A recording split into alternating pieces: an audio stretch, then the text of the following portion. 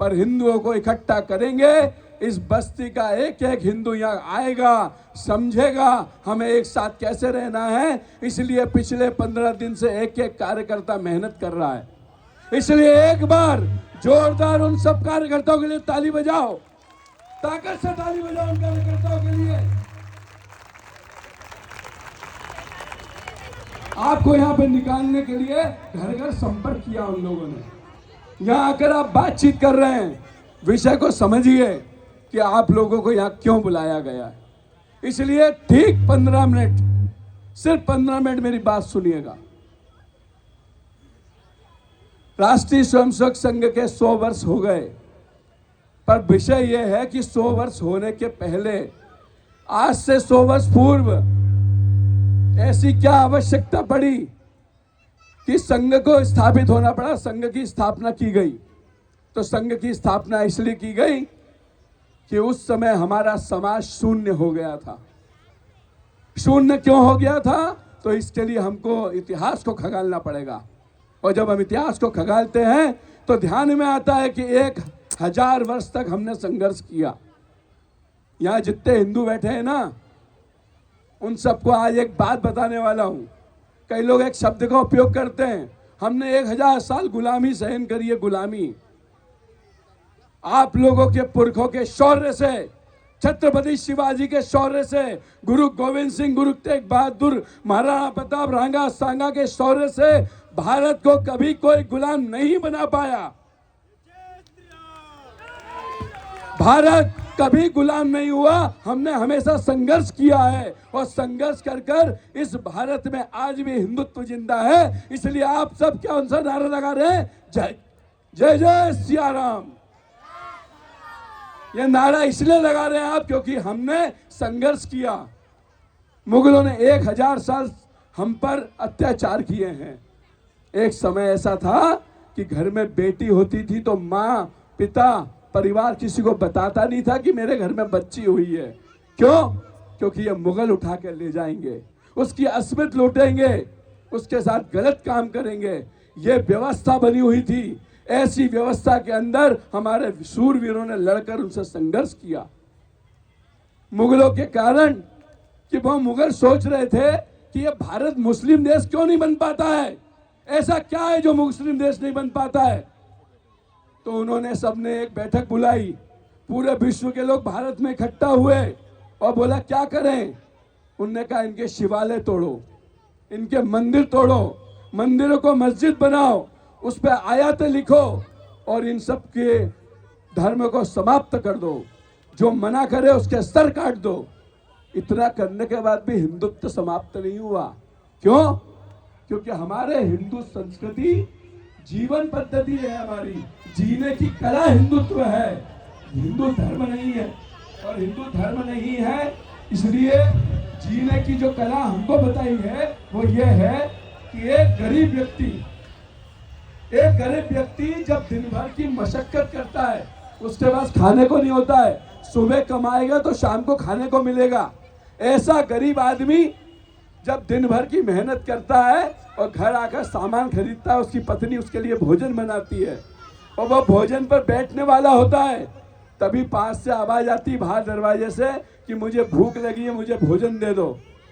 वो तुरंत भूखा व्यक्ति अपनी प्लेट लेकर उसे भोजन कराकर उससे जो तृप्त प्राप्त होता है, कितना तृप्त होता है, यह हिंदुत्व है।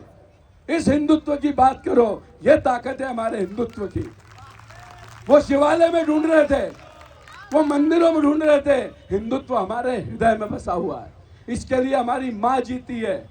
माँ बोलती है बेटा रात को पेड़ों को छूते नहीं है, पाप पड़ता है। हमारी संस्कृति ने सिखाया कि पेड़ों में जान होती है, किसी को पता भी नहीं था। यह भारतीय तत्व हमारे अंदर जिंदा था। 1000 वर्ष तक जिस प्रकार से हमने संघर्ष किया, उसके बाद में 150 साल अंग्रेजों ने हम पर राज किया। 150 साल अंग्रेजों का मुंह तोड़ जवाब देते रहे और उसके बाद में एक समय ऐसा आया कि हमारा समाज शून्य हो गया। हमारे समाज में संघर्ष करने की ताकत खत्म हो गई थी। लोग व्यक्तिवादी हो गए, अपने बारे में सोचते थे, सिर्फ खुद के बारे में, दूसरे के बारे में नहीं। राष्ट्र के लिए जीना छोड़ दिया था।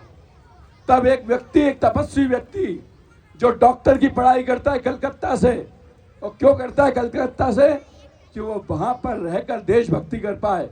डॉक्टर बनता है, उंगलियों पर उस समय डॉक्टर हुआ करते थे, खूब कमा सकता था, पर उसने मरीज की नब्ज ना पकड़ते हुए देश की नब्ज पकड़ी और उसने कहा कि मैं व्यक्तित्व निर्माण की शाखा चालू करूंगा। 1925 में राष्ट्रीय स्वयंसेवक संघ की मोहिते के बाड़े में पहली शाखा लगाई और ये कहा कि मैं गर्व से कहता हूं कि मैं हिंदू हूं। इसके पहले लोगों को गर्व ही नहीं था, हिंदू पे गर्व नहीं था। लोग कहते थे I am accidentally Hindu. Hindu होना कोई बड़ी बात है क्या? लोग कहते थे मेंढकों को तोलना आसान है तराजू में। मेंढक की प्रवृत्ति कैसी होती है? उचकता रहता है। मेंढकों को तोलना आसान है तराजू में, हिंदुओं को इकट्ठा करना आसान नहीं है। और आप सब इकट्ठे हो गए, इसलिए खुद के लिए भी ताली बजाओ एक बार। तो मां भारती के लिए व्यक्ति निर्माण से राष्ट्र निर्माण करेंगे। कैसे होगा व्यक्ति निर्माण से राष्ट्र निर्माण? इसलिए कि व्यक्ति से परिवार ठीक होता है, परिवार से पड़ोसी ठीक होता है, पड़ोसी से गली ठीक होती है, गली से मोहल्ला ठीक होता है, मोहल्ले से नगर ठीक होता है, नगर से पूरे की पूरी एरिया ठीक होता है, फिर शहर ठीक होता है, प्रदेश ठीक होता है और राष्ट्र ठीक होता है। इसलिए व्यक्ति निर्माण से राष्ट्र निर्माण की कल्पना डॉक्टर हेडगेवार जी ने करी उस समय। और कैसे लोगों को गढ़ा? 1939 तक डॉक्टर हेडगेवार जी ने अपने जैसे लोग राष्ट्र निर्माण में दे दिए, जो संघ के प्रचारक बने, पूरे देश में गए और देश में काम चालू हो गया। उस समय एक बार वर्धा में, गुजरात में गांधी जी आरएसएस के कैंप में आए। आरएसएस के कैंप में गांधी जी आए और गांधी जी ने सब कुछ देखा, एक साथ खा रहे हैं, एक साथ बैठ रहे हैं, एक साथ सो रहे हैं। उन्होंने बोला कि ये एक साथ रहते हैं? बोला हाँ रहते हैं। ऐसे ही बैठ के बात करी। तुम्हारा नाम क्या है? उसने नाम बताया। तुम्हारी जाति क्या है? तो कार्यकर्ता असहज हो गया कि जाति क्यों पूछ रहे हैं, संघ में तो जाति पूछते ही नहीं है। अच्छा फिर भी तुम क्या हो? बोला मैं ठाकुर हूँ। अच्छा तुम्हारा नाम क्या है? ये। तुम कौन सी जाति से हो? मैं उस जाति से हूँ, मैं उस जाति से हूँ, मैं उस जाति से हूँ। गांधी जी आश्चर्यचकित हो गए। गांधी जी ने डॉक्टर हेडगेवार जी को बोला कि मैं जैसा भारत 100 साल बाद सोचता था कि ऐसा एक दिन बनेगा, आरएसएस ने वो आज करके दिखा दिया है। ये गांधी जी ने कहा है, हमने नहीं कहा। सामाजिक सद्भाव का अगर सबसे बड़ा उदाहरण है तो वो राष्ट्रीय स्वयंसेवक संघ है, जिसने कभी जाति भाव को, भाव भेद को खत्म किया, हमेशा सबको हिंदू माना। एक कहानी सुनी होगी आपने, एक शिक्षक ने एक बोर्ड पे छोटी लाइन बना दी और कहा कि इसको बिना छुए बड़ी करना है। कैसे होगी पता नहीं, बिना छुए। फिर कहा अच्छा नहीं छू सकते तो आप इसको छोटी करो। तो उन्होंने कैसी करेंगे? तो एक बच्चा आया, उसने उसके सामने एक बड़ी लाइन कर दी तो अपने आप छोटी हो गई। तो ये जो छोटी लाइन है क्या है पता है? ये छोटी लाइन है मैं राजपूत हूं, मैं ठाकुर हूं, मैं रविदास समाज से हूं, मैं इस समाज से हूं, मैं उस समाज से हूं। बड़ी लाइन क्या है अपनी? मैं हिंदू हूं। हमको हिंदू रहना है, हमारा एक काम है हिंदू रहना। क्यों? क्योंकि अगला अगर देश के ऊपर आक्रमण होगा तो आपको देश को जाति से जाति को बांटने का है, एक दूसरे को लड़ाने के लिए संघर्ष कर रहे हैं लोग। और ऐसा नहीं कि भारत में ये प्रयास चल नहीं रहा, कई समय से भारत में प्रयास चल रहा है। नेपाल में क्या हुआ? एक छोटा सा आंदोलन बड़ा रूप लेता है और पूरे देश के अंदर क्रांति लाकर सत्ता परिवर्तन कर देते हैं। बांग्लादेश के प्रधानमंत्री को भागना पड़ता है और भारत में भी 2018 में एक मैसेज बांग्लादेश से चलता है और भारत में बंद हो जाता है। लेकिन वहां पर ऐसा क्यों हुआ कि वहां सत्ता परिवर्तन हो गया? क्योंकि वहां देशभक्त संगठन राष्ट्रीय स्वयंसेवक संघ नहीं था। यहाँ पर है।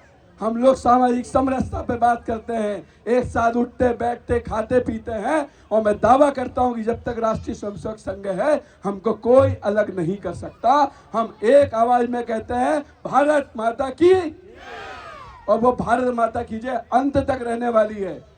और संघ की उस श्रृंखला ने व्यक्ति निर्माण से समाज निर्माण और समाज निर्माण से राष्ट्र निर्माण में आज 2.25 लाख सेवा कार्य देश के अंदर चल रहे हैं। 2.25 लाख, जिसमें स्वाभिमान समाप्त नहीं किया जाता। लोगों को ये बता नहीं जाता कि तुम हम सेवा कर रहे हैं। उनको स्वाभिमान जिंदा रखकर देश प्रेम की बात की जाती है। उनको सिखाया जाता है कि आने वाले समय में तुमको भी देश के लिए कुछ करना है। ऐसे 2.25 लाख। और इसमें सबसे बड़ी बात क्या है, किसी का धर्म परिवर्तन नहीं करते हम ईसाई लोगों जैसे धर्म परिवर्तन नहीं करते। हम जिस धर्म में जो कहाँ भी हो सिर्फ सेवा कार्य करते हैं और सेवा के लिए अपने आप को समर्पित कर देते हैं। सामाजिक समरसता, सामाजिक सद्भाव, सेवा और बड़े बड़े व्यक्तित्व निर्माण कर कर बड़े बड़े संगठनों में काम करने वाला राष्ट्रीय स्वयंसेवक संघ है। और मैं आप सब मातृशक्ति को बताना चाहता हूं, भारत के अंदर एक और विचार चल रहा है कि महिलाओं के साथ सम्मान नहीं है, महिलाओं के साथ सम्मान नहीं होता भारत में। मैं आपको बताना चाहता हूं कि भारत में जब सृष्टि की रचना हुई तब से लेकर आज तक महिला का सबसे ज्यादा सम्मान होता है। अभी हमने परसों कौन सा त्योहार बनाया? परसों कौन सा त्योहार बनाया हमने? बसंत पंचमी। माँ सरस्वती क्या थी? ब्रह्मा जी कैबिनेट की माँ सरस्वती एजुकेशन मिनिस्टर थी। क्या थी? Education minister. और रक्षा मंत्री कौन है हमारा? माँ दुर्गा हमारी रक्षा मंत्री है। अब वित्त मंत्री का नाम आप बता दो, वित्त मंत्री का नाम आप बता दो। माँ लक्ष्मी हमारी वित्त मंत्रालय देखती थी।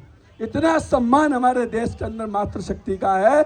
इसलिए हम सबको मिलकर संघ की शाखा जहां लगती वहां अपने बच्चों को भेजो, उनको संस्कार सिखाओ, उनको देश प्रेम सिखाओ, उन्हें बताओ कि अगर राष्ट्र के लिए जीना है, हमारा परिवार असुरक्षित हो जाएगा अगर हमारा बच्चा देश की बात नहीं करेगा तो। आपको पता है कोरोना काल आया, कोरोना काल में सबसे ज्यादा किस डेथ ऑफ रेट कहां था? सबसे ज्यादा लोग कहां मरे? अमेरिका में। अमेरिका में मरे। पर आश्चर्य की बात यह है कि अमेरिका की जनसंख्या 40 करोड़ है और भारत की 140 करोड़, और भारत अमेरिका से भूभाग में 3 गुना छोटा है। अमेरिका भारत से 3 गुना बड़ा है, खूब बड़ा देश है। फिर भी वहां डेथ ऑफ रेट ज्यादा था। क्यों था पता है आपको? तो एक स्वयंसेवक का एग्जाम्पल बताता हूं। कोरोना काल में एक स्वयंसेवक का फोन आया। स्वयंसेवक बोला, भाई साहब मेरे पिताजी को कोरोना हो गया है, उनको एडमिट करना है। तो मैंने ठीक है हम प्रयास करते हैं, पर आप उनसे दूर हो जाओ। मुश्किल से अस्पताल में बिस्तर मिला, बिस्तर में एडमिट हो गए पिताजी। उसने पिताजी को 14 दिन नहीं छोड़ा, पलंग के नीचे रहता था। पिताजी को नहीं छोड़ूंगा, ठीक करा के लेके जाऊंगा। ये जो हिंदुत्व है, ये जो परिवार संस्कार है, ये हमारे भारत में है। और आप लोग आजकल क्या बनाते हो पता है? Happy father's day, happy mother's day बनाते हो आप लोग। मम्मा हैप्पी मदर्स, ओ बेटा thank you, happy mother's day बनाया बच्चे ने। मत बनाइए। ये happy father's day, mother's day America से आया है। अमेरिका में 18 साल के बाद माँ बाप को ओल्ड एज होम में डाल देते हैं और वहाँ पे वो 1 साल में एक बार बच्चा बाप से माँ से मिलने जाता है संडे के दिन, क्योंकि बहुत बिजी है ना। संडे के दिन जाता है भूखे लेके, मम्मा हैप्पी मदर्स डे, क्योंकि आपने हमको पैदा किया था, रहो यहीं, हमारे पास मत आना, यहीं मर जाना, हमारे पास मत आना। हैप्पी फादर्स डे पापा, आपने पैदा किया था, थैंक यू, पर हमारे पास बताओ। बस 1 घंटे के लिए आप मिलने आए, 1 साल में एक बार। आपको ये संस्कार ठीक लगता है क्या? लगता है क्या? इसलिए अपने बच्चों को जब वो happy father's day mother's day बोले ना, तो जोर से एक चाटा लगाओ। ये भारत है, भारत के अंदर हमारे लिए रोज माँ को प्रणाम करना, पिताजी को प्रणाम करना, ये हमारा संस्कार केंद्र है। इस संस्कार को सिखाते हैं। और मैं जो बात कह रहा था कि कोरोना में अमेरिका में सबसे ज़्यादा लोग क्यों मरे, वो इसलिए मरे कि वहाँ पे सबसे ज़्यादा वृद्धाश्रम में लोग मरे थे, उनका ध्यान रखने वाला कोई नहीं था। इसलिए मैं अंतिम बात कहूँगा कि अपने बच्चों को संस्कारवान बनाइए, अपने बच्चों को भारत माता के बारे में बताइए, घर में एक साथ बैठिए, भोजन करिए, भोजन करते समय टीवी बंद करिए, क्रिकेट की बात नहीं करना, फिल्म की बात नहीं करना, पॉलिटिक्स बात नहीं करना, सिर्फ परिवार की बात करना, दोस्ती यारी बढ़ाना, अच्छी अच्छी बात करना, हम कौन, राष्ट्र कौन, भारत माता कौन, इस बारे में बात करना। यही माता जी का सबसे बड़ा काम है। मैं आपसे निवेदन करता हूँ इस मंच से कि इस काम को करिए आप लोग, और अपने बच्चों को आरएसएस की शाखा भेजिए, क्योंकि आरएसएस अगर है तो आप सब सुरक्षित हैं। इस हिंदू सम्मेलन में इतनी संख्या में आप लोग पधारे और आपने जय श्री राम का नारा लगाया था। आपको पता है जय श्री राम का नारा पहली बार कब लगा? जय श्री राम का नारा पहली बार लगा जब सीता माँ का हरण हो गया और जटायु भगवान ने बताया कि सीता माँ को लंका ले गए हैं। तब जामवंत ने अपनी शक्तियों को बजरंगबली को बताया कि तुम ये समुद्र पार कर सकते हो। तब पुरुषोत्तम राम जी का नाम लेकर बजरंगबली ने जय श्री राम बोला और जाके लंका में कूच कर गए। यह जय श्री राम है। ये वो जय श्री राम है कि 1992 में अत्याचारी बाबर का ढांचा कार्यकर्ताओं ने जय श्री राम बोलकर जेब में भर के पूरा खत्म कर दिया। वो जय श्री राम है। और ये वो जय श्री राम है कि पूरी पीढ़ियां लग गई, तरस गई, पर आप सब कितने सौभाग्यशाली हो कि आपने पिछले 2 साल पहले 22 जुलाई को प्रभु श्री राम को अयोध्या में अपनी आंखों से विराजित होते देखा। यह जय श्री राम का नारा है। और आज इतनी संख्या में यहाँ हिंदू आए, इकट्ठा हुए और इकट्ठा होकर इस बात को लेकर जाएंगे कि हम सब एक हैं, हमें कोई लड़ा नहीं सकता। जब भी कोई बात होगी हम सब हिंदू के नाम पे इकट्ठा होंगे। एक आह्वान होगा, सारे हिंदू इकट्ठा होंगे, कोई जाति नहीं होगी, कुछ नहीं होगा। इस संकल्प को लेकर आपको एक बार मेरे साथ दोनों हाथ ऊपर करके मैं हिंदू इस बात को लेकर जय जय श्री राम बोलना है। जय जय श्री राम, जय जय श्री राम, जय जय श्री राम। धन्यवाद।